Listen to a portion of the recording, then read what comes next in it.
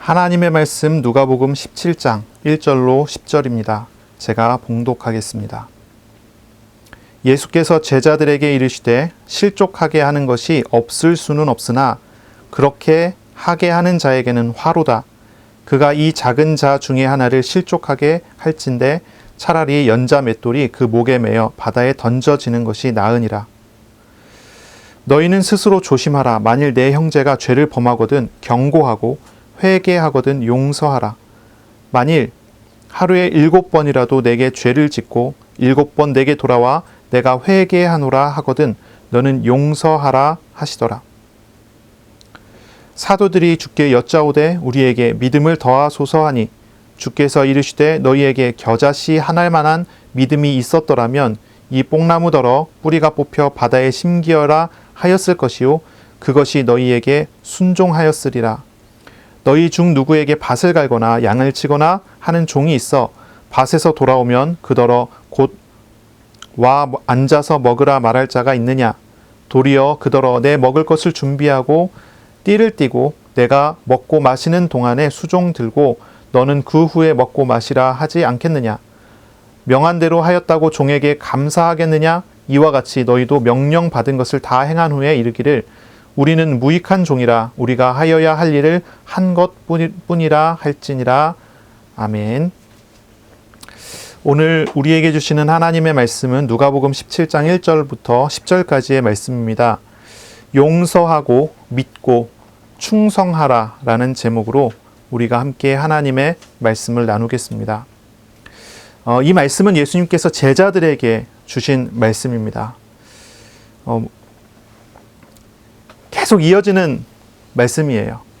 예수님께서 죄인과 세리들과 함께 앉아서 식탁에 앉아서 함께 식사를 나누시고 그들과 교제하실 때 이 바리새인들이 그 모습을 보고 예수님께서 부정한 자들, 죄인들과 함께 어울리니 예수님도 부정한 자가 되었다고 하면서 예수님께서 가르치고 계시는 그 가르치는 그것의 직위죠. 이렇게 랍비라고 하는 이제 가르치는 직위를 이제 탄핵을 하는 그런 장면에서부터 이 누가복음 이 비유와 이 말씀들이 계속 이어져 가는 그런 과정입니다.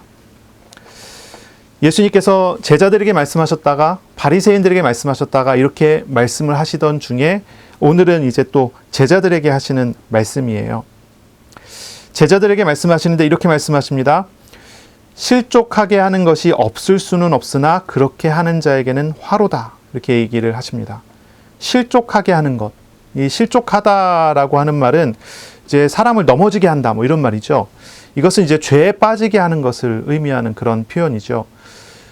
죄에 빠지게 만들고 사람을 넘어지게 만드는 일이 없을 수는 없습니다. 그게 있기에 마련입니다. 하지만 그렇게 하는 자에게는 화로다라고 말씀을 하세요. 우리가 이 땅에 살아가고 있는 동안에는 사실 이제 우리가 죄를 짓지 않을 수는 없죠. 죄를 짓기에 마련입니다. 짓게 되는 것이 어쩌면 당연한 거죠. 어떤 분이 이런 얘기를 해요. 목사를 100년 하면 하나님 되냐? 이런 얘기를 해요. 네, 목사님 100년 해도 사람입니다. 다시 말해서 목사님 100년 해도 100년 후에는 거룩하여져서 죄를 전혀 안 짓고 그런 일이 있을 수 없다는 얘기입니다. 목회자를 하고 하나님과 동행하는 생활을 100년을 해도 다시 죄를 짓는 게 인간이에요. 모세가 광야에서 하나님과 동행했지 않습니까? 광야에서 하나님과 동행하고 하나님과 함께하는 그런 놀라운 하나님의 말씀을 직접 듣고 백성들에게 전달하는 어떤 그런 역할을 계속 수행했지만은 모세도 결국은 죄에서 자유로울 수가 없는 존재라는 것이 그의 삶에 계속 나타나잖아요. 결국은 가나안 땅에 들어가지 못하고 가나안 땅 건너편에서 자기 민족이 건너갈 땅을 바라보고 죽었습니다. 그게 사람이죠. 그게 인간입니다. 사람이 넘어지게 하는 일, 죄에 빠지게 되는 일은 없을 수가 없는 것이지요. 그것은 우리가 아담의 후손이고 원죄의 본성을 가진 존재이기 때문입니다. 사람은 원죄를 가지고 있고 죄 중에 태어났고 결국 죄를 짓는 성향을 가지고 살아가게 되는 거죠. 아무것도 안 해도 죄를 짓는 성향 때문에 죄에 점점 가까워져 갈 수밖에 없는 것이 인간이라는 거죠. 이 원죄는 뭘 말합니까? 우리가 사람이 원죄를 가지고 있다라고 하는 말은 무슨 얘기입니까? 사람은 하나님을 자기의 마음에 두기 싫어하는 존재라는 것을 의미하는 거예요. 죄라는 것이 하나님과 방향이 맞춰지지 않는다는 말이에요. 하나님과 같은 방향을 보지 않는다는 것입니다. 그것이 죄라는 거거든요. 이제 하마르티아라는 단어인데 관역에서 벗어나다. 그러니까 하나님을 봐야 되는 사람이 하나님 안 봐요. 하나님 볼 수 없고 하나님을 싫어해서 하나님로부터 마음을 멀리하는 게 사람이라는 말이에요. 그게 이제 원죄의 영향입니다. 사람은요, 하나님을 대적하려고 하는 존재예요. 원죄를 가지고 있다는 말은 그런 말입니다. 자기를 높이려고 하는 죄된 본성을 가진 존재라는 것이 이 원죄를 가지고 있다는 뜻이죠. 그러니까 사람은요, 사실 그렇습니다. 하나님 앞에 서 있지 않는다면 끊임없이 죄를 짓게 되는 거예요. 하나님 앞에 서지 않는다면 끊임없이 죄 중에 있을 수밖에 없는 거예요. 죄에서 자유로울 수 있는 사람이 아무도 없어요. 실족하게 하는 일이 없을 수는 없다는 말은 그런 말입니다. 그러니 하나님 앞에서 바르게 서는 사람은요, 하나님 앞에서 나는 무익한 종입니다. 나는 죄인입니다. 라고 고백하는 것이 진실된 자세예요. 진실된 자세입니다. 그래서 우리가 구원을 받고 우리가 하나님과 동행하는 것을 언제나 우리는 은혜라고 얘기하는 것입니다. 우리는 죄를 짓지 않고 의로움을 행할 수 있는 능력이 인간 안에 없기 때문이에요. 실족하게 하는 일은요, 관계적인 단절을 의미하는 그런 말이기도 합니다. 관계적인 단절이. 오늘 말씀해 보면 작은 자, 이제 3절에 보면 내 형제가 뭐 이렇게 얘기가 나오거든요. 작은 자가 내 형제가 뭐 이런 단어가 나오는데 형제라는 단어에 우리가 좀 집중을 해서 생각해 볼 필요가 있어요. 실족하게 하는 것은 형제가 형제의 관계를 단절시키는 그런 일을 한다는 그런 말이기도 합니다. 예수님께서는 가족관계, 공동체의 관계를 끊게 만드는 일이 실족하게 하는 일이라고 하는 표현으로 이야기를 하시는 거예요. 이제 예수님께서 제자들과 함께 계시다가 예수님은 이제 승천에 올라가시면 제자들은 이제 교회의 지도자들이 되겠죠. 그래서 교회 공동체를 이루고 이 땅에서 하나님의 나라의 공동체를 이루면서 살아가게 될 거고 사역을 하게 될 것입니다. 그런데 그 안에서는 언제나 어떤 일이 벌어지냐면 그 형제를 실족하게 하는 일들이 그 안에서 나오는 거예요. 이 땅에 많은 교회들이 있습니다. 이 교회 안에는 반드시 일어나는 일이 서로를 실족하게 하는 일이 일어난다는 거예요. 죄를 짓게 만드는 일, 죄로 인하여서 관계를 단절하게 되고 공동체에서 끊어지게 만드는 그러한 일들이 계속 일어나게 된다는 그런 이야기입니다. 가족 관계에서도 마찬가지죠. 가족들도요, 늘 서로가 함께 이해하고 살아가지만 그 안에서는 인간이기 때문에 어쩔 수 없는 관계를 끊어지게 만드는 일들이 계속 일어날 수밖에 없는 것이 사람이라고 하는 거예요. 그런 표현입니다. 사실 교회와 믿음의 공동체, 가정은 언제나 문제가 있을 수밖에 없어요. 완전한 공동체는 없지요. 만약에 우리 집은, 우리 가정은, 우리 교회는 문제가 없습니다 라고 얘기한다면 그 공동체는 이미 거짓말하고 있는 그런 거예요. 그렇지 않을 수가 없어요. 실족하는 일은 언제나 일어날 수 있고 언제나 일어나는 것이 당연하다는 거예요. 하지만 그 공동체가 유지가 되고 그 공동체가 실족하는 일들이 언제나 있지만 단단하게 세워져가고 세상을 이기는 공동체가 될 수 있는 것은, 그것은 실족하는 일이 언제나 있지만 하나님께서 주신 은혜로 말미암아 서로가 용서하고 서로가 그리스도의 사랑으로 묶여지기 때문인 거예요. 주님의 은혜를 알고 주님의 용서를 받은 사람은 실족하는 일이 있어도 용서함으로 실족하지 않을 수 있는 비밀이 그 안에 있는 것입니다. 예수님께서는 이렇게까지 말씀하십니다. 이 작은 자 중에 하나를 실족하게 할진대 차라리 연자 맷돌이 그 목에 매여 바다에 던져지는 것이 나으리라 말씀합니다. 연자 맷돌은, 맷돌이라고 하면은 큰 돌 두 개를 이야기를 하죠. 큰 돌 두 개를 이야기하고 평평한 부분이 맞닿아지게 만들고, 그리고 그 사이에 쌀이라든지 어떤 이제 곡식 같은 걸 넣어갖고 이렇게 갈아내는 그런 도구죠. 연자맷돌이라고 하는 것은 이 두 개의 돌덩이 중에 위의 돌덩이를 말하는 그런 의미입니다. 이 맷돌을, 위의 돌덩이를 어떤 거를 놓아야지 제대로 갈아질 수 있겠어요? 무거워야 되겠죠. 가벼운 돌덩이를 가지고 맷돌로 쓴다. 그러면 제대로 갈아지지 않을 거예요. 그래서 여기서 이야기하는 연자맷돌이라 한다면 굉장히 무거운 돌, 이 정도로 생각하면 딱 돼요. 만약에 형제를 실족하게 하는 사람은 그 작은 자 중에 하나라도 하찮게 여겨갖고 우리 공동체에 별로 필요가 없어라고 생각될 만한 그런 사람일지라도, 그런 사람 중에 하나를 실족하게 하는 일을 하더라도 차라리 그거 할 바에는 자기의 목에 연자맷돌을 메어서 깊은 바다에 던져지는 게 낫대요. 이거 아주 과장된 그런 표현이죠. 과장된 표현이에요. 아주 극단적인, 가장 작은 자 중에 하나, 하찮고 쓸데없고 공동체에 늘 해가 될 것 같은 그런 존재, 죄인과 세리 같은 그런 존재, 그런 존재라도 버려져서 긍휼을 베풀지 않아서 실족하게 되는 그런 것은 가장 심각한 형벌을 받는 것보다 더한 문제가 될 수 있다는 얘기예요. 그런 어떤 표현입니다. 이거는 진짜로 정말로 그렇게 하라는 말이 아니에요. 아, 너 실족하게 했으니까 너는 목에 맷돌 들고 던져져, 이렇게 하는 그런 얘기가 아니에요.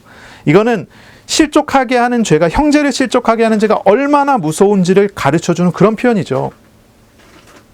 그런 표현이에요. 하나님께서 바라보시는 시각, 예수님께서 바라보시는 그 시각 안에서 정말로 심각한 죄의 순위를 매긴다면 실족하게 하는 그 일은 굉장히 상위권에 있을 거예요. 그걸 표현하는 거예요. 이 말을 예수님은 제자들에게 얘기합니다. 그 옆에 있는 바리새인들을 염두에 두고 말씀합니다. 바리새인들이 이걸 놓친 거예요. 바리새인들은 죄인들, 가난한 사람들, 낮은 지위에 있는 사람들을 실족하게 했어요. 왜냐하면 그들은 작은 자이기 때문이에요. 가장 작은 자이기 때문이에요. 인간 취급도 하지 않아도 될 정도라고 생각하는 그런 죄인과 세리들이라고 평가를 한 겁니다. 부정한 사람들이라고 생각한 거예요. 그래서 그들을 버렸습니다. 실족하게 했습니다. 그러나 예수님은 저렇게 할 바에는 차라리 연자맷돌을 목에 걸고 바다에 던져지는 게 낫다, 그런 말씀을 하는 거예요. 바리새인들은 그렇습니다. 실족하게 하는 자입니다. 이들은 용서가 없이 정죄하는 사람들이었습니다. 제자들, 그리고 우리들은요, 이것을 경계해야 돼요. 주님이 세우신 공동체에서 실족하게 하는 일이 없을 수는 없지만 실족하는 어떠한 일들을 바라보고 정죄하거나 분리시키는 자가 돼서는 안 돼요. 바리새인이라고 하는 용어의 의미는 분리된 자라는 뜻이에요. 자기들은 스스로 바리새인이라고 그랬어요. 우리들은 스스로 다른 일반 유대인들과는 다르게 분리된 사람들이라고 얘기했어요. 그것은 죄인들과 단절된 거룩한 사람들이라는 그런 표현이었죠. 그러나 우리 주님께서는 정반대로 얘기하는 거예요. 형제를 분리시키는 자. 그래서 이 사람들은 지옥에 떨어질 만한 그런 사람들이라고 표현을 하시는 거죠.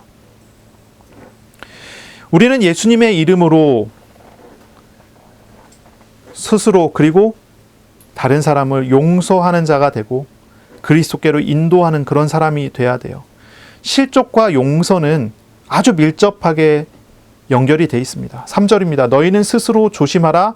만일 내 형제가 죄를 범하거든 경고하고 회개하거든 용서하라. 만일 하루에 7번이라도 내게 죄를 짓고 7번 돌아와 내가 회개하노라 하거든 너는 용서하라 하시더라. 이게 이제 다른 성경 본문에 보면 7번씩 70번이라도 용서하라 그랬죠. 여기는 이제 7번 이렇게 얘기가 나오는데, 용서라는 거예요. 용서. 실족과 용서는 굉장히 밀접하게 연관되어 있어요. 용서하지 않는 마음이 실족하게 하는 원인이 됩니다. 실족하게 하는 일은 언제나 있지만 그것을 이겨내고 그 실족하게 하는 일을 해결할 수 있는 방식이 뭐냐면 용서라는 거라는 거죠. 용서하는 거예요. 네. 실족하게 하는 것은 용서할 때만 해소가 될 수가 있는 것입니다. 이것은 우리 주님께서 우리의 죄 때문에 우리의 죄에 대해서 용서하심으로 우리를 넘어진 그곳에서 일으키게 하신 것을 기억하게 하는 그런 가르침입니다. 주님께서 우리를 이렇게 용서하셨기 때문에 우리가 또한 이렇게 용서하는 자가 되는 것이 공동체를 하나님 앞에 온전하게 세우는 방식이 되는 거예요. 주님의 용서와 사랑은 우리가 다른 사람을 용서하고 사랑하게 하는 모범이 됩니다. 여러 비유가 있었지만 이런 비유가 있었어요. 많은 돈을 탕감받은 사람이 자신에게 조금 빚진 자의 돈을 탕감해 주지 않고 그것으로 그 사람을 괴롭게 한다는 그런 표현이 있었지요. 우리가 하나님으로부터 많은 죄를 탕감을 받았습니다. 그렇다면 우리가 탕감받은 죄는 어떤 것이죠? 죽음에 이르는 죄들 아니겠습니까? 지옥에 갈 만한 문제들이 아니었겠어요? 우리가 하나님을 대적하는 그런 문제가 아니었겠어요?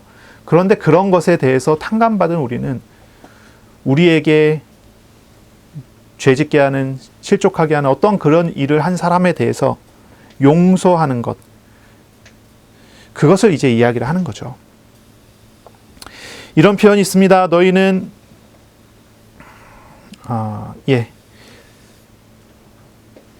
만일 내 형제가 죄를 범하거든 경고하고 회개하거든 용서하라 있습니다.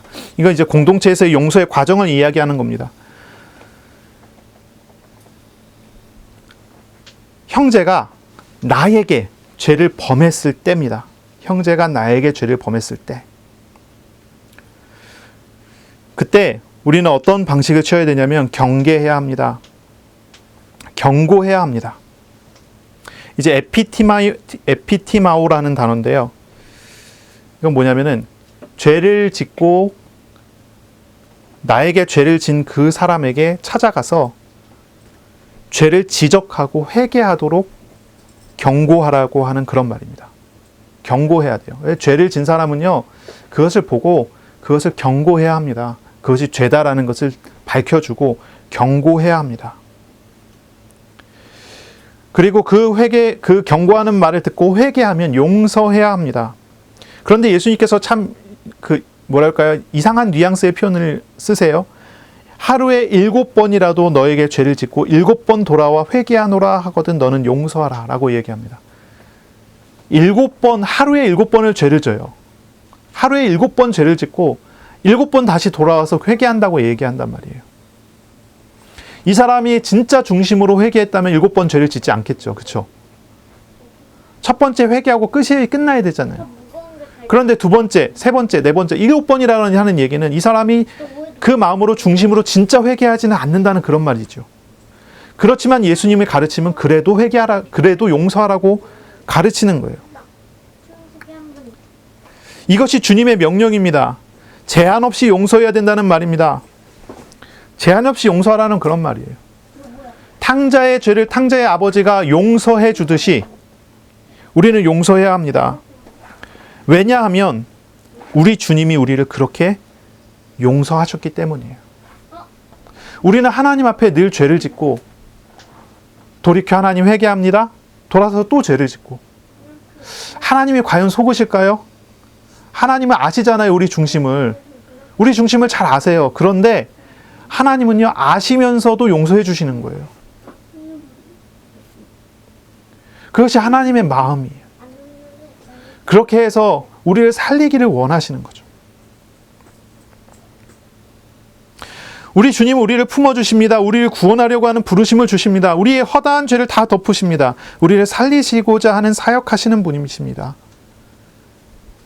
7번 용서가 아니라 7번씩 70번이라도 용서하시는 분입니다. 490번인데요. 이거는 진짜 490번 동안 용서하다가 491번째에 화를 낸다. 용서 안 한다. 그러면 490번을 용서한 게 아니라 490번 동안 벼른 게 되는 거죠. 그렇죠? 그렇잖아요? 7번 용서하라 그랬잖아요. 그래서 1번 용서했어. 2번 용서했어. 7번 용서했어. 그래, 여기까지 용서해. 그 다음 8번째. 7번 넘었으니까 이제 내가 화낼 거야. 그래서 막 화를 냈다. 그럼 7번 용서한 게 아니에요. 7번 동안 벼른 거죠. 그렇죠? 용서는 다 용서하는 거예요. 뒤끝이 없어요. 우리 주님께서는 우리에게 뒤끝이 없으세요. 우리 하나님은 우리의 죄에 대해서 뒤끝이 없으세요. 그냥 용서하세요. 우리에게 인격적으로 만나주시고 우리에게 긍휼을 베풀어 주세요. 우리의 죄, 우리의 잘못을 아시면서도 우리를 사랑으로 인내해 주세요. 끝까지 기다리세요. 결국은 하나님의 뜻대로 우리를 세우세요. 이렇게 사랑을 받은 사람이 다른 사람 용서할 수 있어요. 1만 달란트 빚진 자의 1만 달란트를 탕감받은 사람이, 그렇죠? 나에게 1 달란트 빚진 사람을 용서해 줄 수 있는 거예요. 이 용서는 바로 그러한 용서입니다. 다른 사람에게가 아니라 예수님은 제자들에게 이 가르침을 주셨어요. 주님의 은혜와 주님의 놀라운 은혜를 받은 사람들이기 때문입니다. 이제 공동체에서는 교회 공동체, 이제 하나님의 나라 공동체, 그리고 우리 가정 공동체, 복음 공동체에서는요, 이 용서라는 것은 굉장히 중요한 의미를 가지고 있어요. 이것이 공동체가 생명력 있게 만드는 거예요. 이 공동체가 살아있게 만드는 요소예요. 용서라고 하는 이 실제가 없다면 이 공동체는 살아있지 못해요. 우리 어린이들은 말씀에 집중해서 들어주세요. 예, 그거 다 내려놓고, 예, 다 내려놓고, 예, 그쵸? 이것을 우리는 알아야 돼요. 이 말씀을 다 듣던 사도들이 예수님께 이야기합니다. 5절입니다. 사도들이 주께 여짜오되 우리에게 믿음을 더하소서라고 말을 합니다. 이 말을 듣던 사도들이요, 가만히 듣다 보니까 이게 어렵다 느낀 거죠. 이게 어렵다고 느낀 거예요. 아니, 어떻게 실족하게 하는 죄를 나에게 범한 사람을 어떻게 용서할 수 있을까? 자신이 생각해 보니까 그 용서할 수 있는 힘이, 용서할 수 있는 능력이 자신에게 없다라고 느낀 거죠. 그래서 예수님께 요청을 합니다. 주님, 우리에게 믿음을 더해 주십시오. 이 요청을 해요. 자, 이 말씀을 들은 우리는 어떻게 주님께 기도할까요? 자, 7번씩 70번이라도 용서하라. 다 용서하래요. 근데 한번 잘 생각해 보세요. 나에게 실족하게 하는 죄를 짓게 돼요. 나를 넘어지게 만들어요. 나를 그 공동체에서 끊어지게 만드는 어떤 그런 일을 나에게 했어요. 그런 사람 거의 원수나 다름없지 않습니까? 근데 용서하는데요, 7번씩 70번이라도 490번을 용서하래요. 완전히 다 용서해요. 뒤끝도 남기지 말고 용서하래요. 그럴 수 있습니까? 그럴 수 있나요? 제가 저희 집에 이제 가만히 보다 보면 느끼는 게 있어요. 저희 아이들은 서로 물어보면은 이런 질문 하거든요. 아이들한테 제가 물어봐요.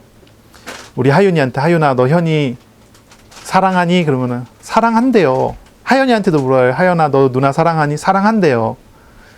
근데 둘이 이제 감정적으로 딱 부딪히게 되면요, 전혀 사랑하는 사람이 아니에요. 원수가 되죠. 막 싸워요. 엄청 싸워요. 씩씩대고 한번 감정이 올라오면 이게 해소가 안 돼요. 막 공격을 합니다. 다다다다다다. 아주 막 그렇습니다. 요즘에 우리 하연이가 막 화가 나면은 못 견뎌요. 그래서 막 쿵쿵쿵쿵 막 다니고 막 때리려고 그러고 막 그런단 말이에요. 자, 사랑하는데 왜 그럴까요? 예, 때리려고 하는 게 아니라 때린답니다. 사랑한다는데 왜 그럴까요? 사랑하는데 왜 그래요? 한번 생각해 보세요. 그렇죠? 실족하게 하는 일. 생각해 보세요. 용서. 이 단어를 한번 생각해 보세요. 자, 분명히 사랑하는데 왜 용서가 안 될까요? 감정이 더 커서 그렇죠. 사랑하는 감정보다 미움 감정이 더 커졌어요. 그러니까 이제 미움 감정을 먼저 우선하는 거죠. 그렇죠? 용서가 쉽게 될까요? 잘 안 되죠. 그래서 좀 한참 떨어뜨려 놓고서 한참 떨어져 갖고 이제 미움 감정을 좀 가라앉을 때까지 기다렸다가 다시 만나게 하면 서로 사과하고 서로 안아주고 그래요. 우리 어린이들 예를 들어서 미안해요. 하여튼 막 그런단 말이에요. 하나님 앞에서 이걸 어떻게 얘기할까요? 하나님, 내가 분명히 얘 사랑하는 마음이 있는데 미워하는 마음이 너무 커졌어요. 어떻게 해야 될까요? 하나님, 나에게 믿음을 더해 주세요. 그렇게 해야 될까요? 내가 이 미워하는 감정을 컨트롤할 수 있게, 조절할 수 있는 힘을 나에게 주세요. 이렇게 해야 될까요? 사실 사도들이 구한 기도는 그거였어요. 내가 원수조차 사랑해야 된다는 것을 예수님의 가르침을 통해서 배웠고, 예수님께서 죄인과 세리들을 얼마나 사랑하셔서 그들과 함께하고 그들을 구원하시는지도 봤고, 원리를 배웠단 말이에요. 어떻게 해야 되는지를 배웠단 말이에요. 그렇죠? 71마리 양을 찾는 그 모습과 한 드라크마를 찾는 그 모습과 72째 아들을 찾는 탕자를 찾는 그 아버지의 모습을 통해서 무엇이 사랑이고 무엇이 용서고 어떻게 해야 되는지에 대한 지식은 다 가지고 있게 됐단 말이에요. 그런데 막상 그런 문제가 딱 터졌을 때, 근데 제가 생각해 봤을 때는 이 비유를 예수님께서 제자들에게 얘기하실 때는 그 공동체 안에 실족하게 하는 한 사람이 나와갖고 서로가 용서하지 못하고 씩씩대는 그런 상황이 아니었을까, 이런 상상도 한번 해봐요. 그런 표현은 여기 없습니다. 예, 그런 상황에서 이제 예수님의 가르침을 딱 들었는데 마음에 찔림이 되는데 할 수가 없는 거예요. 아, 내가 어떻게 그 사람을 용서할 수 있는가? 해야 된다는 건 아는데, 그래야 된다는 건 아는데 내게 그런 힘이 없어요. 그래서 나온 말이 주여 우리에게 믿음을 더하소서라는 말이에요. 주님, 나에게 믿음을 더해 주세요. 나는 지금 이걸 할 수가 없어요. 라는 그런 말이죠. 그 말을 들으신 우리 예수님께서는 제자들에게 내가 너에게 믿음을 더해 줄게, 이렇게 말을 하지 않습니다. 오히려 책망하는 어조로 말씀을 하십니다. 책망하는 표현으로 말씀하세요. 믿음은 그런 게 아니다라는 표현으로 말씀하세요. 이렇게 얘기하십니다. 6절에 주께서 이르시되 너희에게 겨자씨 한 알 만한 믿음이 있었더라면 이 뽕나무더러 뿌리가 뽑혀 바다에 심기어라 하였을 것이요 그것이 너희에게 순종하였으리라 말씀합니다. 겨자씨 하나를 이야기해요. 그리고 뽕나무를 이야기합니다. 겨자씨 한 알, 이 안 보여요. 눈에 보이질 않습니다. 겨자씨는 가장 얇은 펜을 가지고 종이에다가 꼭 찍으면 그 점이 잘 안 보일 정도로 작은 점, 그 정도만한 게 겨자씨래요. 겨자씨를 직접 본 적이 있는데 어떤 목사님이 비닐팩에다가 겨자씨들 딱 들고 와갖고 이게 겨자씨다 그런데 안 보이더라고요. 흰 종이 위에 딱 놓으니까 이게 보이더라고요. 겨자씨, 믿음은 그런 거지 믿음을 더해갖고 양쪽으로 더하는 게 아니래요. 믿음은 겨자씨 같은 것, 그것이라도 역사가 되는 것이지 믿음이 적어서 더 쌓고 쌓아야지 역사되는 그런 게 아니래요. 그러면서 뭐하고 비교하냐면 뽕나무하고 비교해요. 뽕나무. 그러면서 뽕나무가 뿌리가 뽑혀 이렇게 얘기하는데, 뽕나무는 이제 자료를 찾아보니까 뿌리를 아주 깊게 내리는 그런 나무라고 해요. 그래서 우물 근처에 뽕나무를 심지 마라, 이런 격언이 있답니다. 우물 근처에 한 20m 안쪽에 뽕나무를 심으면 물을 다 끌고 가버린대요. 그래서 그거보다 더 멀리. 그러니까 뽕나무는 이제 크기도 크기지만 뿌리가 엄청 잘 뻗쳐나가는 그런 걸 이야기를 하는 거예요. 겨자씨 한 알과 이 뽕나무를 비교해서 이 뽕나무더러 뿌리가 뽑혀 바다에 심기어라. 뽕나무 뿌리를 뽑아서 바다에 심는다, 이런 표현인데 우리는 이게 좀 감이 좀 안 오지만 이 사람들한테는 겨자씨도 그렇고 뽕나무도 그렇고 그 당시 이 중동 요 지역에 살고 있는 사람들한테는 가까이에 있는 것들이라서 아주 쉽게 다가왔을 거예요. 그렇게 해도 그것이 너희에게 순종하였으려니와 얘기해요. 아주 작은 눈에 보이지도 않는 겨자씨 하나 같은 것이 좀 그래도 큰 뽕나무 같은 거하고 비교할 수 있는 거예요. 믿음은 그런 거라는 거죠. 믿음은 양적인 게 아니에요. 양적인 게 아니에요. 제자들은 믿음의 양적인 측면을 요청을 한 것이죠. 주님, 우리가 믿음이 적으니까 믿음을 더해 주시면, 내가 이걸 할 수 있는 능력이 없으니까, 내가 이걸 할 수 있는 믿음이 안 되니까 믿음을 나에게 더해 주시면 이걸 할 수 있습니다. 내가 이걸 할 수 있습니다. 이렇게 얘기를 했는데 우리 예수님께서는 그게 아니라는 거예요. 이거 우리가 되게 중요한 거거든요. 신앙생활에서 굉장히 중요한 거예요. 신앙생활은요, 믿음은요, 쌓아가는 게 아니에요. 정반대예요. 믿음은 버려야 돼요. 버리는 게 믿음이에요. 쌓는 게 믿음이 아니에요. 용서라고 하는 것은 나를 버리는 걸 말해요. 그렇죠? 믿음을 쌓아서 수준을 높여서 용서를 할 수 있게 되는 게 아니라요, 용서 자체는 나를 버려야 할 수 있는 게 용서예요. 산을 바다에 던지는 그것은요, 여기 이제 뽕나무 얘기했지만 다른 성경 보면은 산을 던진다는 그런 표현이 있죠. 산을 바다에 던지는 그런 능력은요, 나를 버릴 때 나타나는 것이지 산을 옮길 수 있을 만큼 믿음을 쌓아야지 나타나는 게 아니에요. 그래서 예수님께서 사용하신 표현이 겨자씨라는 거예요. 눈에 보이지도 않는 겨자씨. 나를 비워야 돼요. 나를 비워서 나에게 찾아오신 주님께서 나에게 충만해져야 돼요. 내 능력을 쌓는 것이 아니라 내 능력을 포기해서 주님의 능력을 의지하는 사람이 돼야 돼요. 그것이 믿음이고 그것이 능력이에요. 나는 저 사람을 절대로 사랑할 수 없고 저 사람을 용서할 수 있는 힘이 능력이 없다는 사실을 안다면 나를 내려놓고 주님을 의지하고 주님의 마음이 내 마음 되도록 하고 주님 하시는 것 따라 내가 순종하겠습니다 해야 돼요. 그게 믿음이고 그게 공동체가 세워져 가는 과정이에요. 정말 이런 사람이 많더라고요. 기도를 분량을 쌓아야 된다. 믿음도 분량을 쌓아야 된다. 전도도 눈물의 기도를 쌓아야 된다. 믿음이 점점 커져야 큰 역사가 일어난다. 이렇게 생각하는 사람들이 참 많아요. 하지만 성경의 가르침, 예수님의 가르침은 그렇지 않아요. 자기를 부인해야 돼요. 자기 십자가를 져야 돼요. 자기가 쌓아가면 안 돼요. 자기 것으로 만들어가면 안 돼요. 예수님의 수제자 베드로는 자기의 힘으로 자기의 능력으로 하려고 하나님께 능력과 믿음을 계속 구했던 사람이에요. 예수님의 잡히시던 날 밤에 내가 생명을 걸어서 내 목숨을 바쳐서라도 예수님 지키겠습니다. 이렇게 얘기했던 사람이 베드로예요. 하지만 정작 위기가 딱 닥쳐왔을 때 살아남기 위해서 예수님을 저주하고 부인했던 사람이 베드로잖아요. 갈릴리 바닷가에서 예수님을 다시 만났을 때 그때야 비로소 베드로가 자기를 다 내려놨어요. 자기 것을 내려놨어요. 주님 원하는 곳에 내가 있겠습니다라는 고백이 돼요.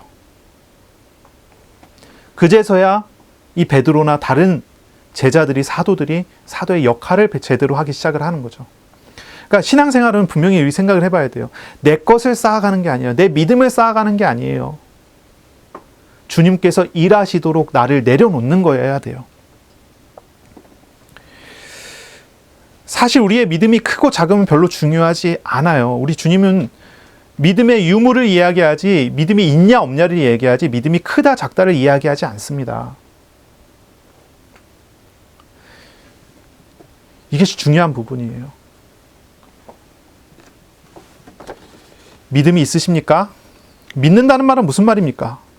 하나님께 나를 맡기는 것을 말해요. 믿는다는 것은 하나님을 신뢰한다는 말을 의미해요.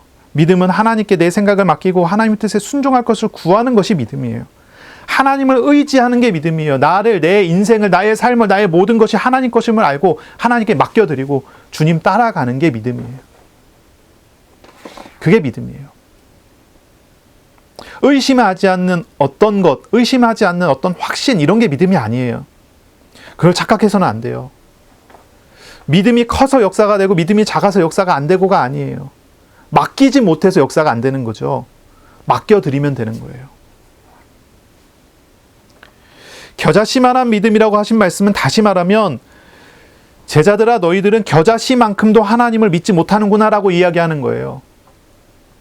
즉 겨자씨만큼도 하나님께 너의 마음을 의탁하지 않는구나 라고 이야기하는 거예요.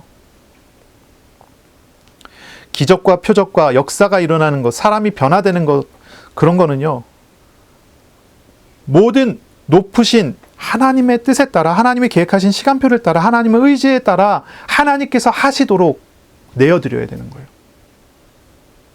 그때 하나님께서는 하나님의 원하시는 뜻에 따라 역사가 일어나는 것입니다. 병 고치는 은사 받는 사람, 귀신 쫓는 은사 받는 사람, 뭐 그런 사람 제가 아무래도 신학교를 오래 다니다 보니까 꽤 만나봤어요. 대화도 해보고 이야기도 해보고. 근데 제가 느껴지는 건 한 가지더라고요.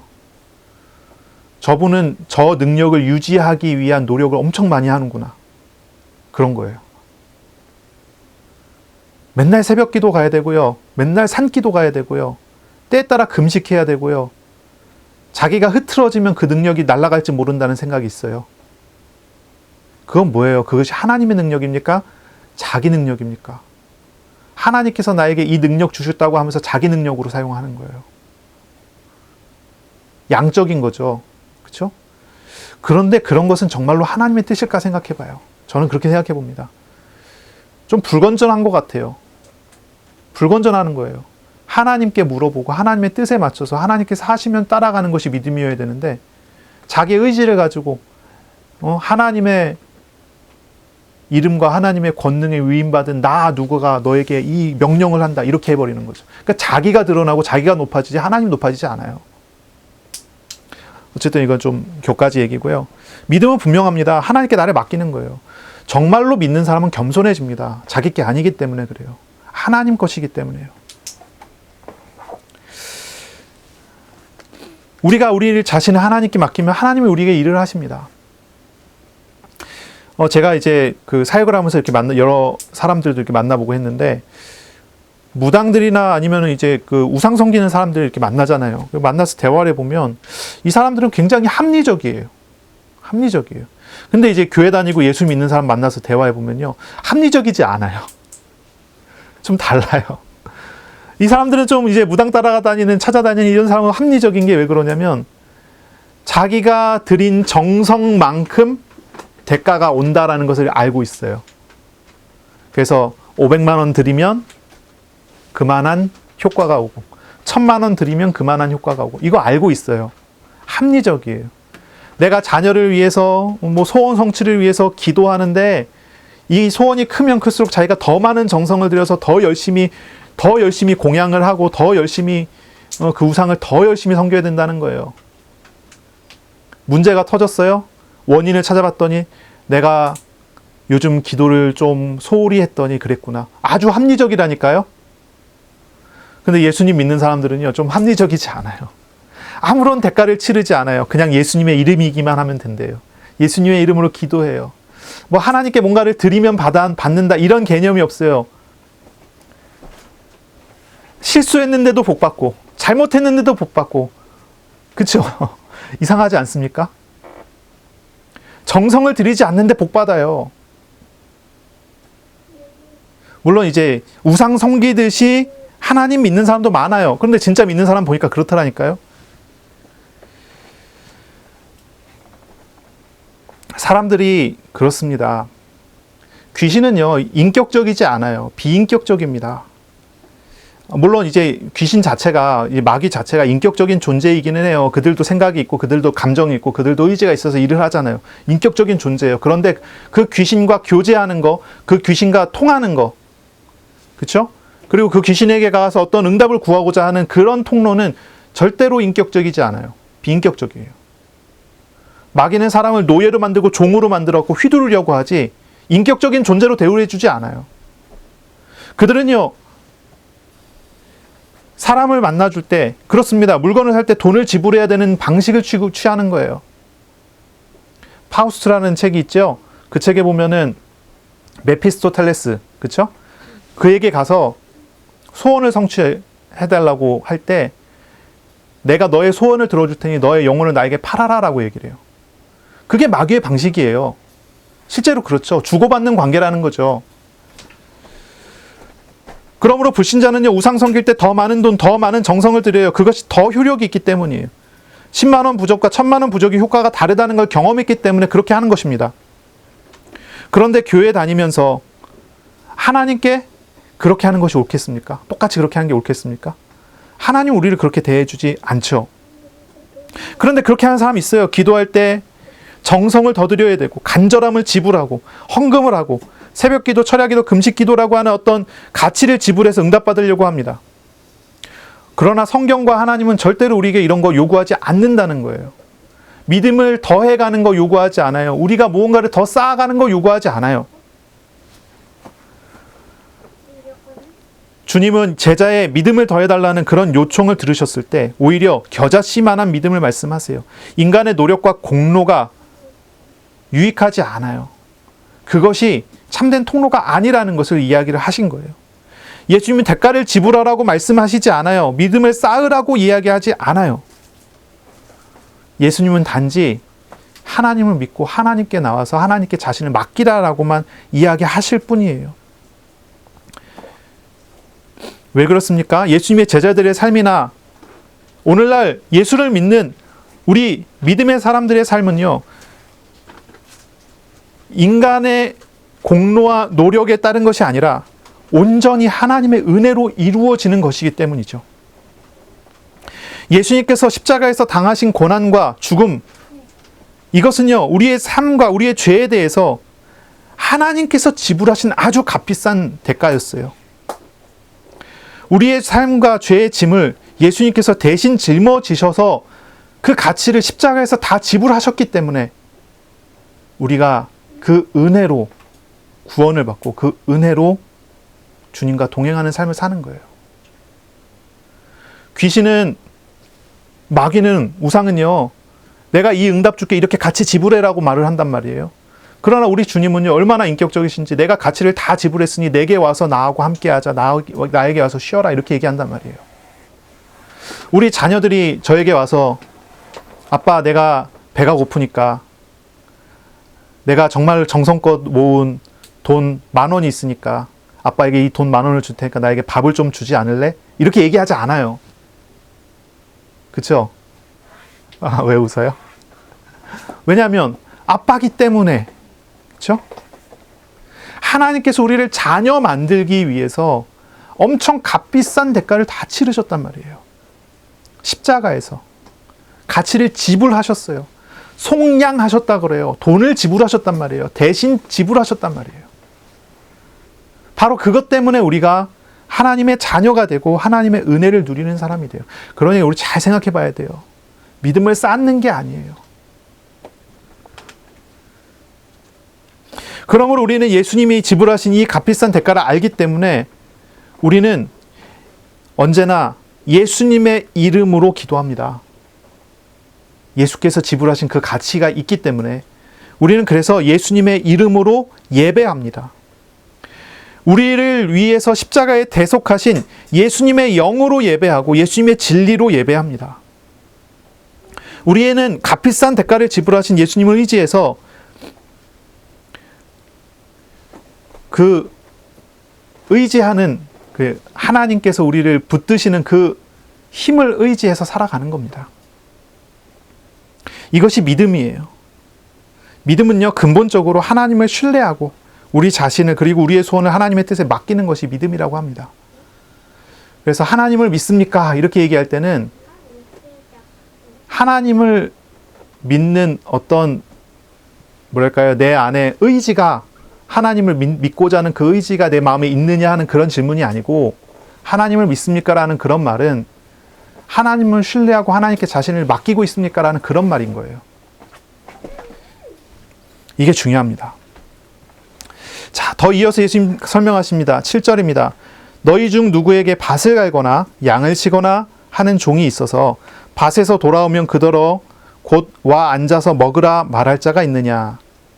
도리어 그더러 내 먹을 것을 준비하고 띠를 띠고 내가 먹고 마시는 동안에 수종 들고 그 후에 먹고 마시라 하지 않겠느냐. 이렇게 말씀을 하세요. 그러니까 생각해 보세요. 종이 있어요. 종입니다. 종의 신분이 있어요. 주인의 신분이 있습니다. 이 신분은요, 변하지 않고 이 신분대로 이야기를 하는 거예요. 자, 종이 밖에 나가서 밭을 열심히 갈고 하루 종일 노동을 하고 굉장히 많은 애를 쓰고 많은 것을 하고 돌아왔어요.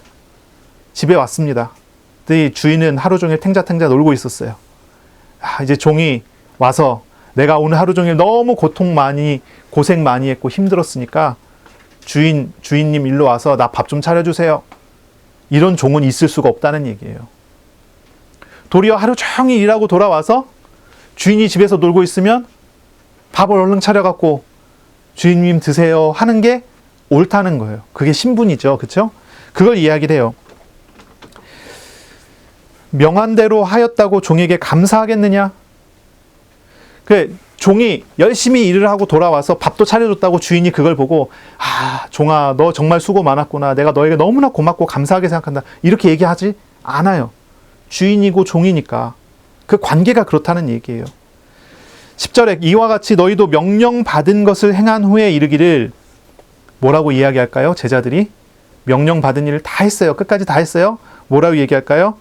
이렇게 말해야 옳아요. 우리는 무익한 종입니다. 우리가 해야 할 일을 한 것뿐입니다. 라고 말하는 것이 옳다는 거예요. 관계를 이야기를 해요. 관계를.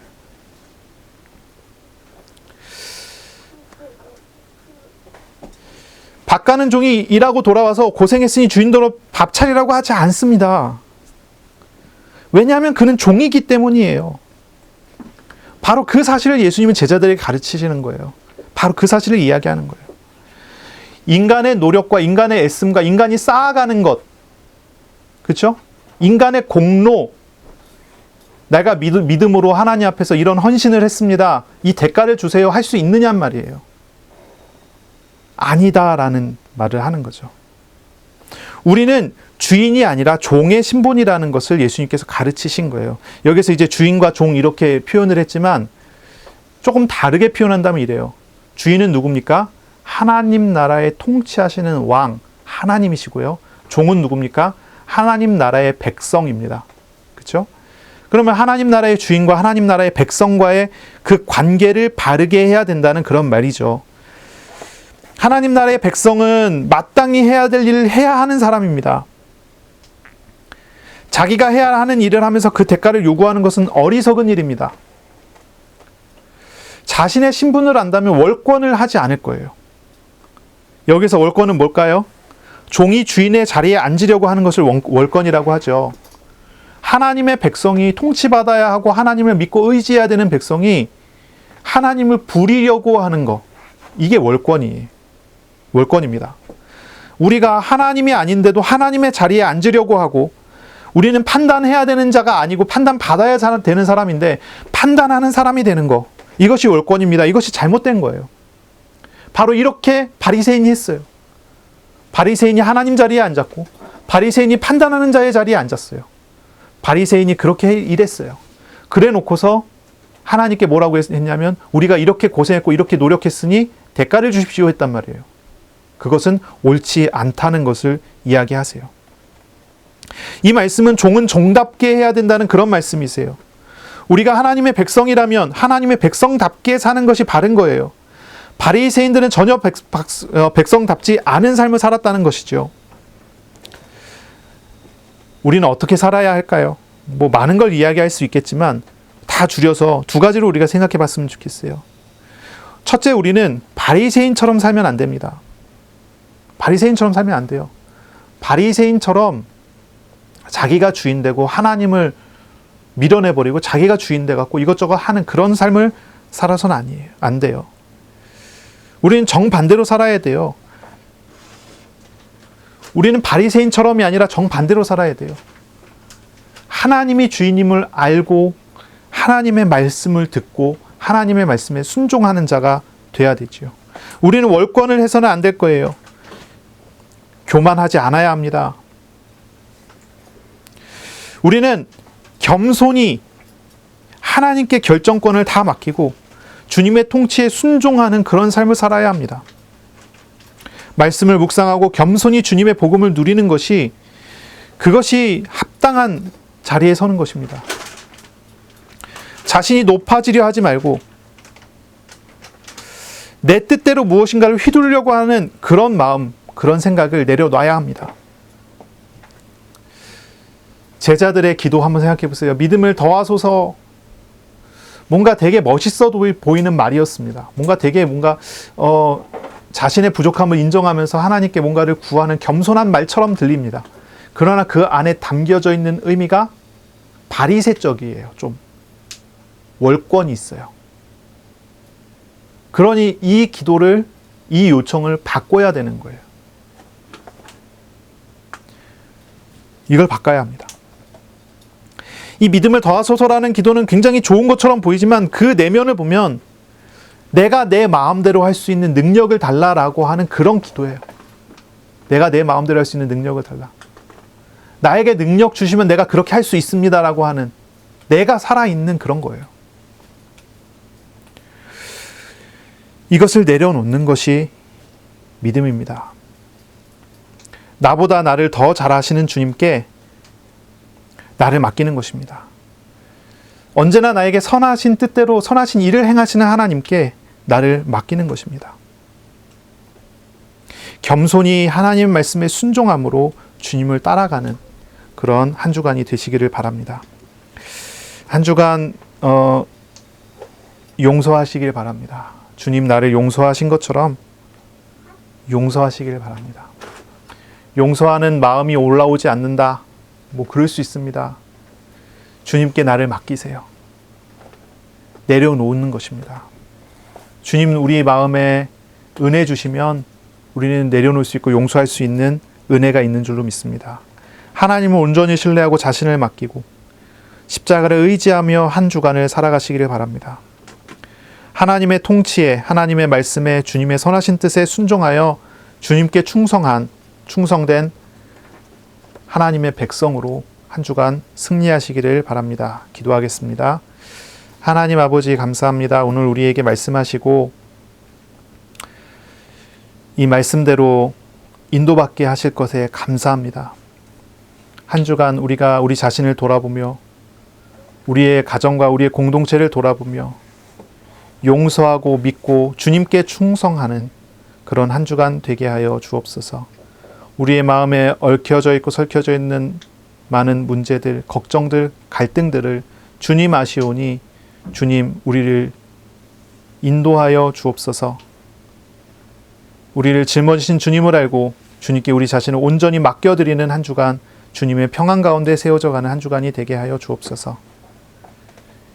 우리 주 예수 그리스도 이름으로 감사하며 기도합니다. 아멘. 우리 구주 예수 그리스도의 은혜와 하나님의 사랑하심과 성령의 교통하심이 이제로 영원까지 항상 함께 있을지어다. 아멘.